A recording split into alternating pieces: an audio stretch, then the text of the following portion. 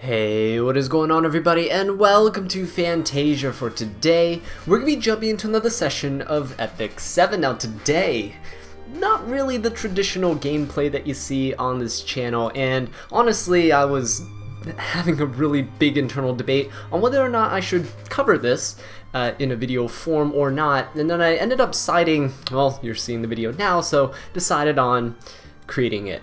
Now, the reason why I've heavily considered this is because normally I don't do the update, I don't cover the updates of Epic 7. Most of the updates are rather minor, and they come in small little waves, right? A little bit at a time. But last year we saw the Rise event with Epic 7. The Rise update was huge, right? We got Moonlight connections and a bunch of quality of life and other fantastic changes to the game. And this year we're seeing kind of like the Rise 2.0. They're calling it the Awaken update. So all this rising and awakening and all this stuff, it's like we're like a phoenix, right? Epic 7 gets reborn every year. But the reason I wanted to cover this is because as many of you guys probably could tell from my RTA videos, that I just kind of was a little bit starting to get burnt out on PvP. Not necessarily the game as a whole. Still love the game, still gonna play, not gonna quit. There's more RTA content to come, by the way, so stay tuned for that. But yeah, I just really wanted to cover this because the content in this update is actually quite important for moving on to the future. This is kind of they're mapping out the timeline of their updates. So if you want to go ahead and read along with me on this post, you can go ahead and click the link down in the description and the pinned comments. But I'm going to go ahead and kind of summarize my thoughts on everything. Of course, I'm not going to read everything verbatim in the post, because if you want to do that, you can go ahead and check it out yourselves. So starting off here, yeah, this is a huge update, and they are doing a ton of things. They are helping you get more characters, right? More units, especially Moonlight units. Reducing the level of difficulty for hunts and adventure and stuff like that. They're going to address Molagora issues, world arena and balance changes, equipment farming. I think they're doing like pets and things like that, and then talking about future collabs and things. So yeah, let's go ahead and take a look at what they have in store for us here. Now, the first thing they're talking about is the Epic 7 Esports, right? And if you've been in the Discord, by the way, link will be down below in the description if you want to join. I basically talk about how Epic 7's kind of pushing for that competitive esports image, right? They want to be that mobile game esport experience, and that's why they're so heavily focused on things like RTA. Now, that's perfectly fine. I think it's good that they're going to go down that direction. Usually brings in a lot more players, brings in money, sponsorships, things like that. You can actually get pretty big on platforms like Twitch and things where you have a bunch of viewers, a bunch of streamers bringing attention to your game, which means new players, right? And in a gacha game, new players is always the end goal. You don't want the game to die, and in a PvP-based game, players is everything, right? High level, low level, doesn't matter. People just need to be participating. So they're gonna basically add prize pots, trophies, and things like that. You know, grand prize double, partnering with esports event providers and stuff. They're broadcasting, they have all these UIs, making everything a bit more palatable, right, for the eyes. You get to see more statistics in each of the rounds. I think it's a pretty cool change overall. Again, I'm not too invested. Obviously, I'm not going to participate in things like this. Never going to be asked to. Speaking of which, content creator compilations. But hey, Epic 7, if you want to hit me up, you know, I'm always down to do some PvP on the streams. But yeah, this doesn't normally affect me, but I think it's a good thing. The game's going in a good direction in terms of trying to bring more competitiveness into the scene. Now, obviously, not everyone's into competitiveness, but you know, they have things for that as well. We're gonna get to that when we get there. The second thing here is that they're just doing some quality of life UI adjustments, so it's easier to find events, right? There are a lot of ongoing events that happen, as you can see here, right? So we have, you know, web events, you have your event ratings, and you can go ahead and check out other things such as seems like update notices and like the Stove web events. If you don't know, sometimes they do these little mini game stuff on their actual official Stove website, which is where we're getting our news over here. And yeah, you get like leaves and sometimes gold. You have a chance to win certain prizes at times depending on the event. So that's pretty nice. They're making it easier to see.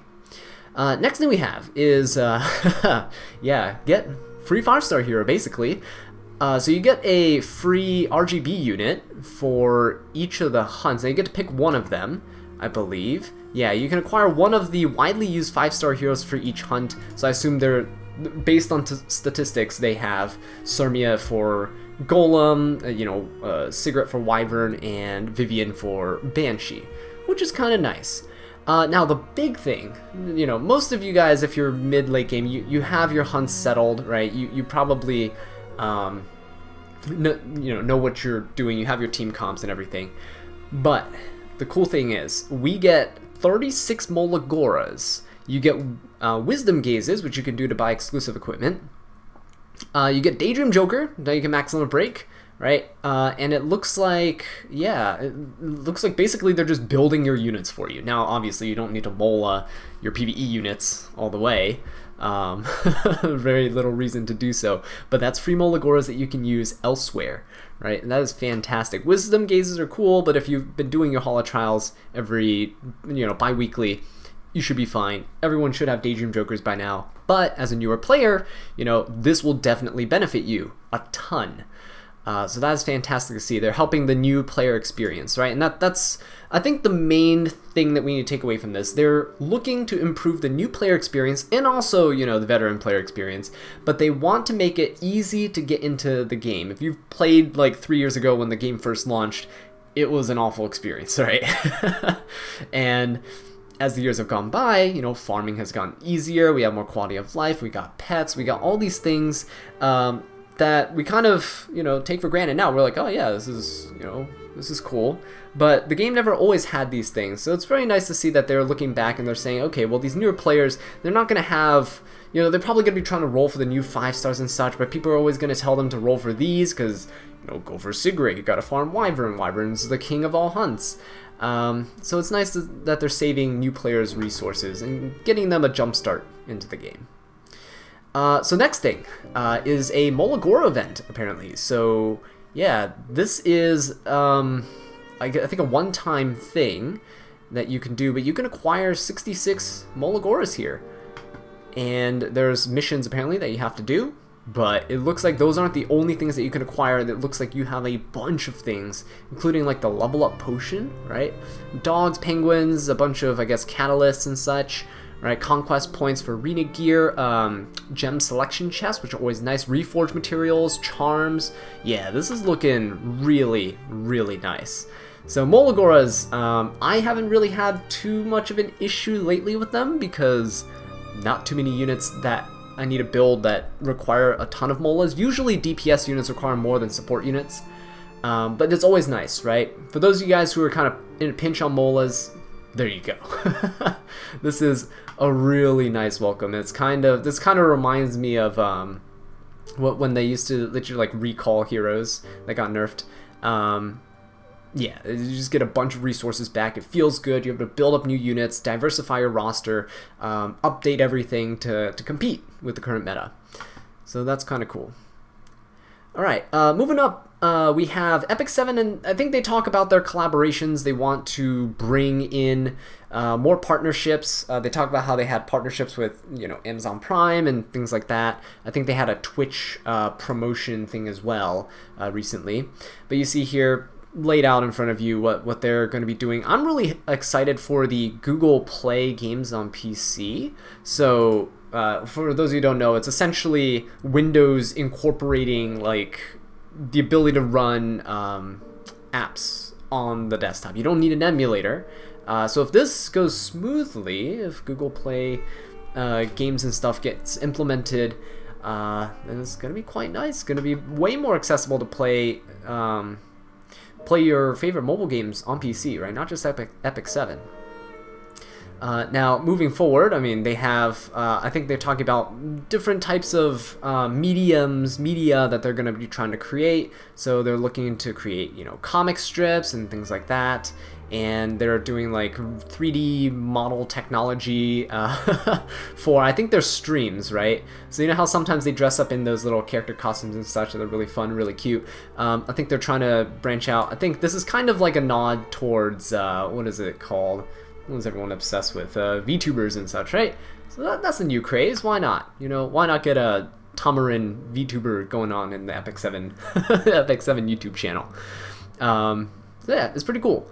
Now, Epic 7, if you're listening, you know, Rise of the Shield Hero, you should totally collab with them as an actual collaboration event. Raftalia, I'm just saying, you know, just my opinion, Raftalia would be very nice, but just throwing it out there. Moving on, they have let's see, this is just a summary of what they did. Oh, okay, so here is the big news. You guys probably already heard about it by now. So big update in terms of Moonlight hero acquisition. You get basically, it's essentially a quote-unquote galaxy refund, but it's better, okay? Because after every 30 Moonlight summons that you do, you get to summon a free guaranteed 4 or 5-star Moonlight hero, okay? Which is fantastic. This is like a free 4 or 5-star ticket, but for MLs only.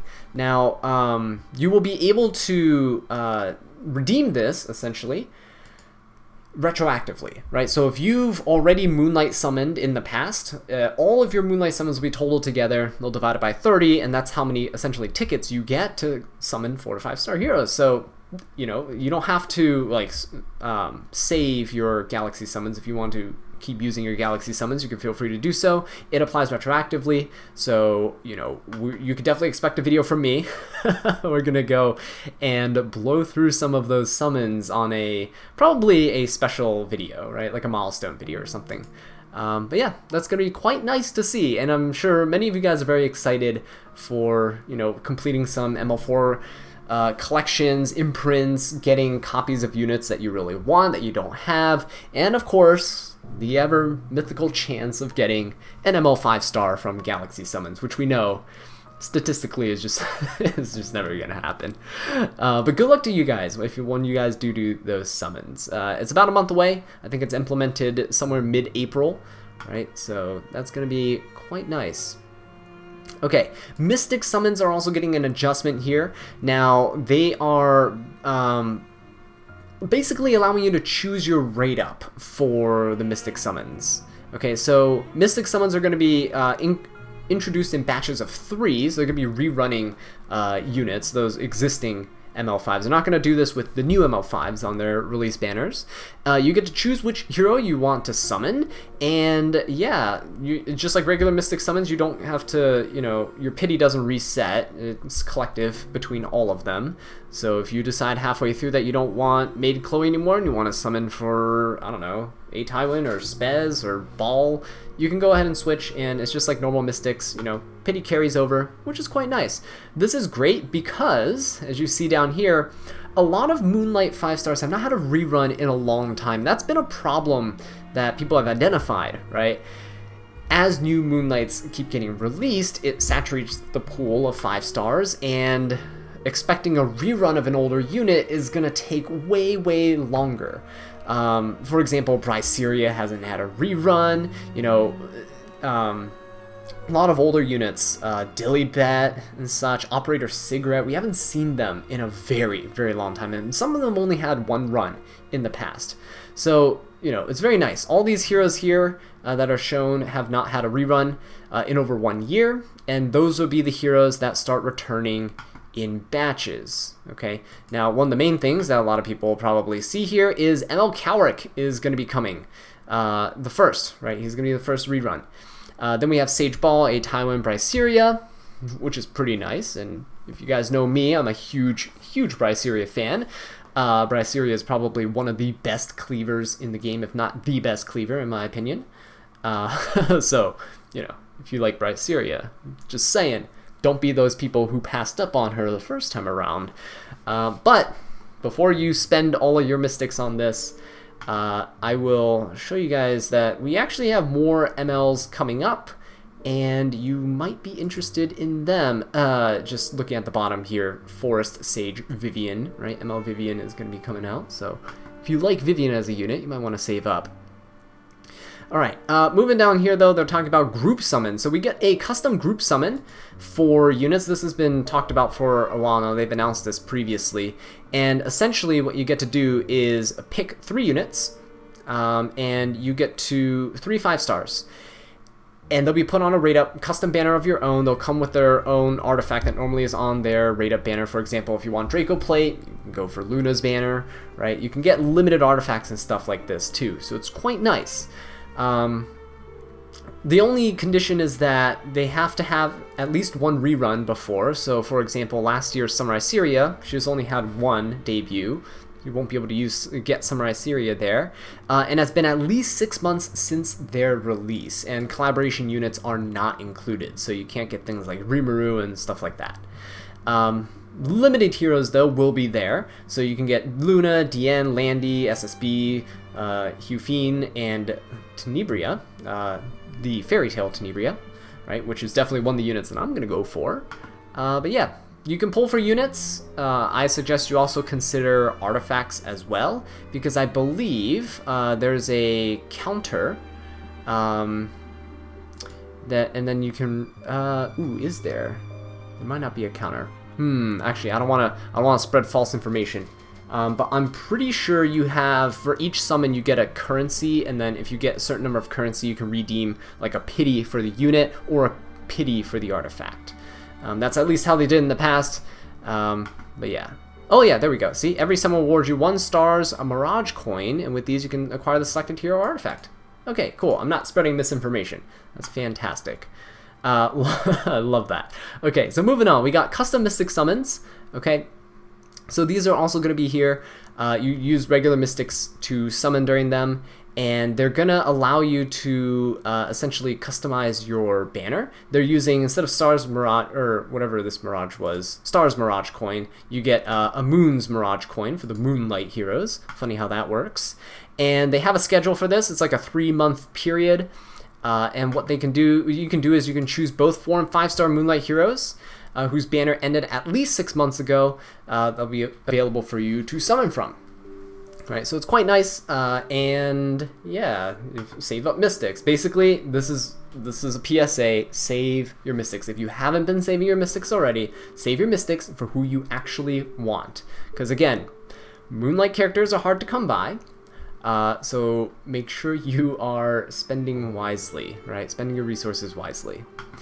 This is just a calendar here. ML Cowrick, right, is getting rerun first, and then here are the dates. The custom group summon banner is going to be here. It's about a couple weeks period, a 3 weeks period here, and then you have like 3 months time for a custom Mystic summon. I think they're doing it twice within this time frame, so do make sure you're keeping an eye out for that. And of course, they're running it alongside all of these units as well. So a lot of stuff, not very much currency. So again, save up.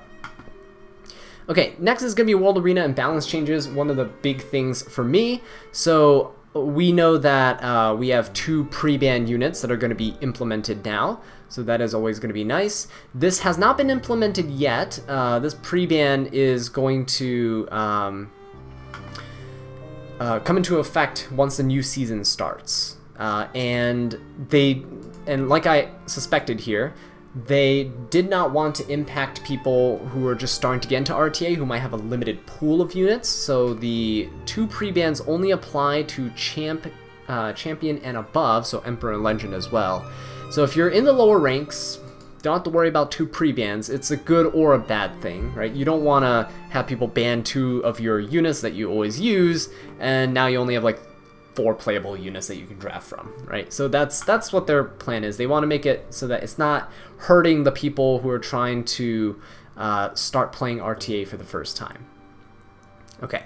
Moving on though, Battle Frenzy. They are adjusting Battle Frenzy, and they're going to, in their words, apply additional effects to pacify meta domination of biased units. It's a really weird way of saying, yeah, we know which units are broken. They actually have a post on their forums, the Stowe forums, outlining units and their usage. Yeah, so they're aware of the issue, and they're going to try to remedy it through Battle Frenzy and other in-game mechanics, which I'm a fan of. I'm not a fan of nerfing units.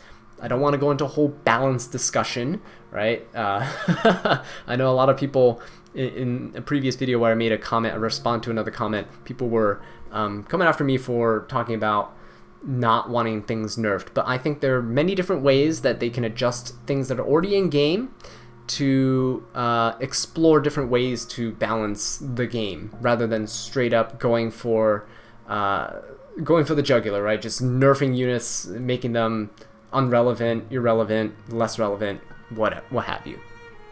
You know, I think things like changing effect sets, like speed set could have like a 2-piece effect and keep its 4-piece effect, right?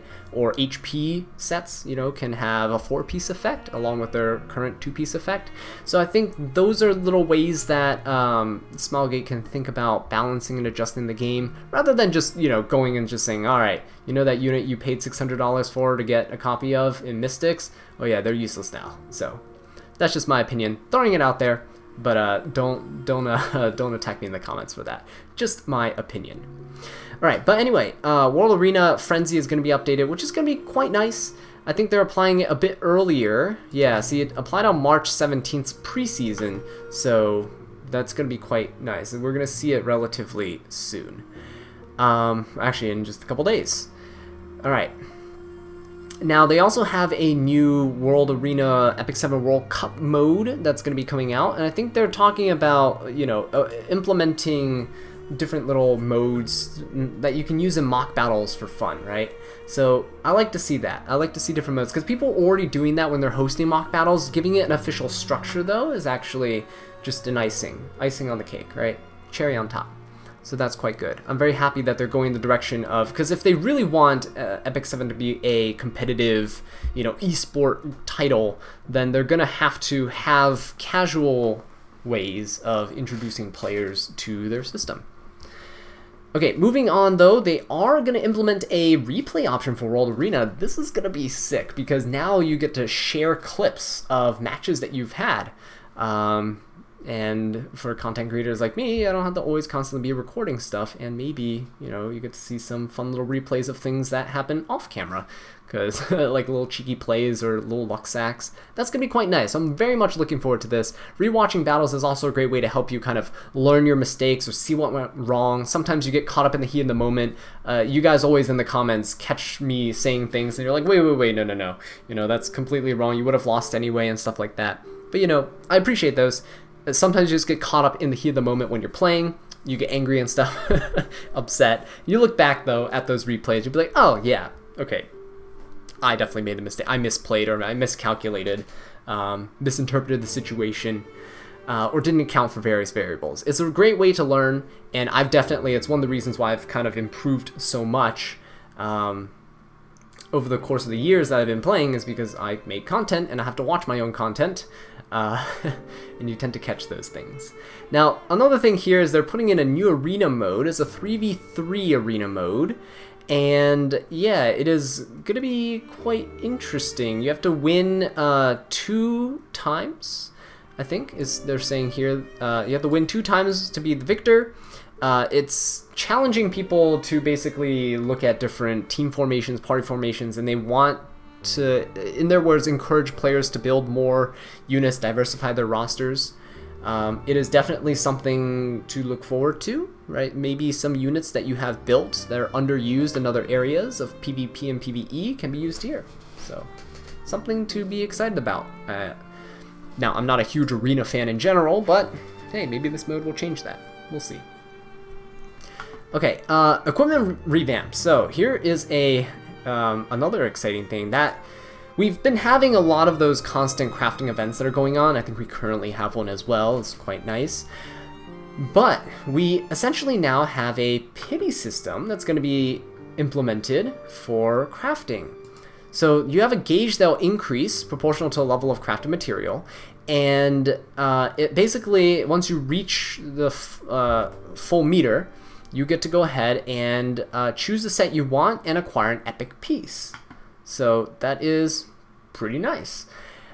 It just helps speed up, the acquisition of gear, because a lot of you guys are probably in the situation of trying to gear units, and looking for specific pieces is hard, right? Especially good pieces, or looking for upgrades for your existing units if you're doing that.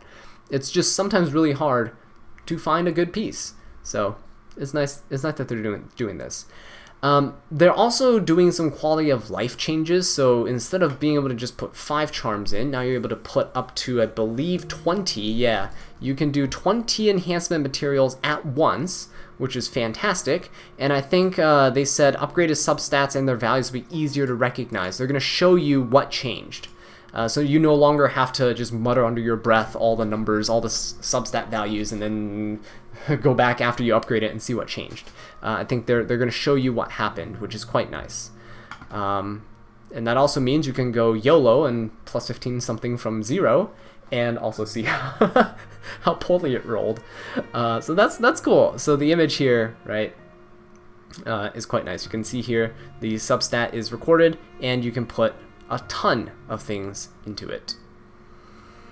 Okay, and it also looks like, by the way, it also looks like you can auto-select what you want. Do you want +3, +6, +9, +12, +15? And they'll put in just the right amount of charms or materials to get you there, right? So if you want a +9, a epic piece to test speed rolls, you can do that immediately without having to manually do it. So just makes it more convenient. Right, they also started putting in an auto-equip function, so you can put in the sets you want, choose the main stats of your right side gear, priority of substats like attack, defense, HP, speed, crit damage, effectiveness, and resistance, and it will automatically gear your units for you based on things you have. This is very much like the frills application that people use, right?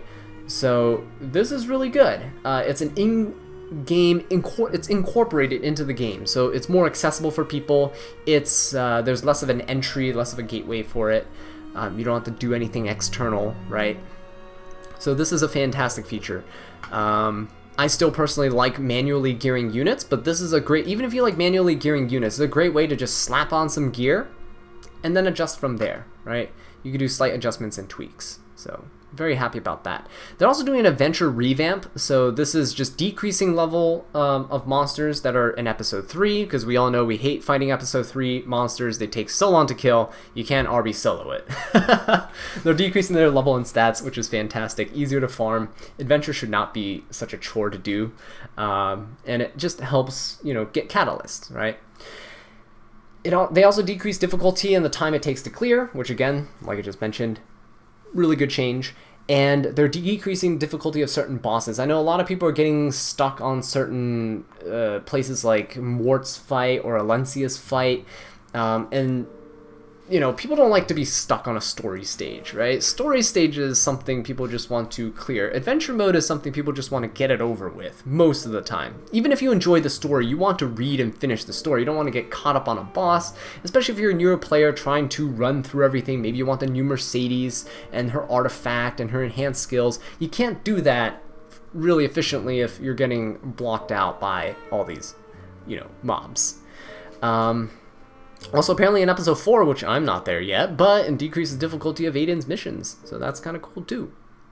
They're also making changes to urgent missions. This is going to come late April, so you can now enter urgent missions without leaving your current map, which is great because you guys probably are very annoyed by the fact that you're auto-battling some event stage, side story stage, and then boom, urgent mission comes up, and you don't want to be bothered to do it, but then you also have the fear of missing out of like, well, there's some pretty good resources there, but is it really worth interrupting the auto repeat right now, right? So that's kind of nice. They're decreasing the difficulty of urgent missions. That's also good. Goes hand in hand with like the episode 3 difficulty, right? So that's always nice to see. And they're also increasing rewards. So I like the increase of rewards a lot, especially because you're you're spending your time, right? You're spending your time to go do this. And the rewards were pretty, they upgraded rewards, I think, before in the past, but it's been a while. So I'm glad that they are adjusting for the times and giving us a bit more, so that we actually feel like it's worth doing. Okay, they are also, I believe, yeah, they're doing some adventure point, you know, AP shop adjustments and things. They're diversifying story. People want like background stories of Moonlight characters. That's actually one of the things I really like about E7 is the background stories of characters. Not so much into the whole main story arcs and things, but personally, I like how the Moonlight characters are related to the RGB original characters. And then the last one is, well, I say last one, but there's probably a bit more. They're doing content revamp and expansion. They're going to adjust the Forest of Souls. I think no more Molagora seeds, and you will get a free Mola per week from your Molagora farm, which is quite nice. Yeah, Molagora seeds will no longer exist. You will just be able to just get Mola, which is fantastic. Molagora seeds were honestly just a waste of stigma to just immediately harvest. No one just puts Mola seeds into the thing, right? Right? Anyway, next up they have, this is a really good system. Now I kind of like this, and other games do have a system similar to this. Grace of Unity is the system they're implementing, and it allows you to basically instantly raise a unit to the level of someone else that exists, right? So you can put a unit in and they will essentially become max level, max awaken, plus 15, all that stuff. You know, the grade, awakening, skill enhancements, everything will automatically be maxed, which is great. You just have to essentially gear the unit, and then you get to use that unit in content. So you get to test units out without having to go through and put a ton of resources in, only to find out, hey, wait, I don't really like this playstyle, or wait, this isn't actually for me. So you get to go ahead and do that, and I am a huge fan. There are a lot of units I'm always on the fence about upgrading, especially newer units when they come out. And this is a great way for me to be able to test things out or even showcase things for you guys in a much more relevant and affordable time frame, right? You don't really want to see a video of a new unit 3 months after the unit has gone, even though it's about the time it takes me to kind of get used to the unit, gear the unit, have it, you know, because I'm not a huge whale in the game, so it's hard for me to keep up with every new release of a unit. This is quite nice. I like this. And of course, you get to switch the hero that you put in, but of course the replace hero will lose the increased effect. So, you know, let's say you put Surmia in because you want to test Surmia in a hunt. You know, doesn't go as well as you expected. Take Surmia out, put somebody else in, right? Surmia will be reverted back. It's not like you can just plus 15 max awaken your entire roster by abusing this system. Right, and pets, not going to go too much into this, but you get to have level 5 pets now, which is great, and you get to auto battle for 30 times instead of 20, so definitely great for those hump buff events. So that's going to be exciting. They're also revamping Hall of Trials. They're going to make it easier to filter skill effects, and they are going to have smaller groups of ranking so that you can actually, because this is really the only PvE content that you can compete against other players with, there's a leaderboard for.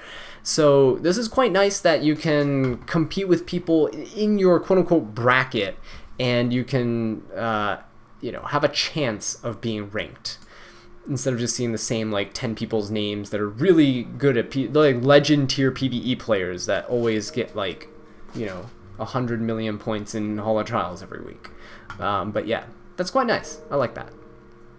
They're also changing Abyss challenge modes. Now, not a huge fan of Abyss. I didn't even finish all the new floors.